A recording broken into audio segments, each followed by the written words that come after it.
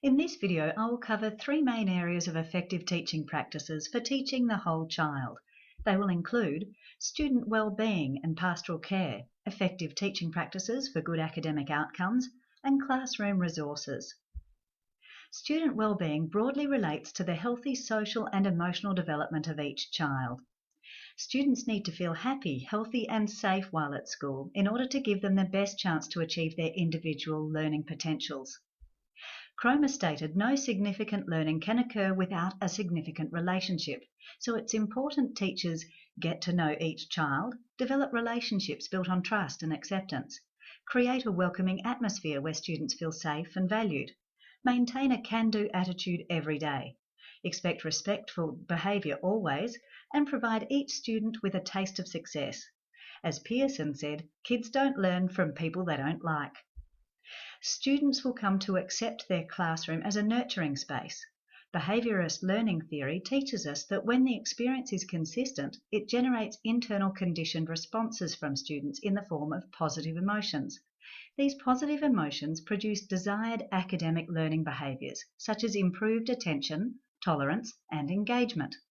Pastoral care refers to the commitment the whole school places on enriching the well-being of each student. To achieve this, the school must provide a safe and supportive environment in order to nurture each child. This can be done through building strong relationships with students' families through welcome picnics and sports days, valuing cultural diversity by celebrating cultures through food, incorporating anti-bullying policies, connecting with local communities, for example, meeting the traditional landowners. Studies show these non-academic skills are strongly linked to academic success. A happy child who feels connected to their school, valued as an individual, and is physically healthy is well placed for successful learning. Effective teaching practices incorporate various educational learning theories to enhance the teaching process. Cognitivism highlights the way the brain stores and uses information, and therefore individuals' unique needs in this area. Teachers need to accommodate visual, oral and kinesthetic learners, as well as those who prefer direct instruction. The inquiry-based learning method, common in 21st century classrooms, developed out of constructivist learning theory, according to Hine 1991, that knowledge is actively constructed through various methods of inquiry and offers a flexible approach to supporting individuality. These strategies present open-ended activities, encouraging students to explore various solutions, with the teacher as facilitator along the learning journey. Tharp et al. Stated, the basic teaching interaction is conversation, not lecture. Key factors for inquiry-based learning implementation include attention. Learning is impossible if the learner is not attending to the information. Teachers need to utilise appropriate attention getters to both grab and then hold students' attention. Using students' names are powerful because the emotional connection to their name focuses their attention. Using clapping sequences to be copied and counting down from 5 to 1 are useful.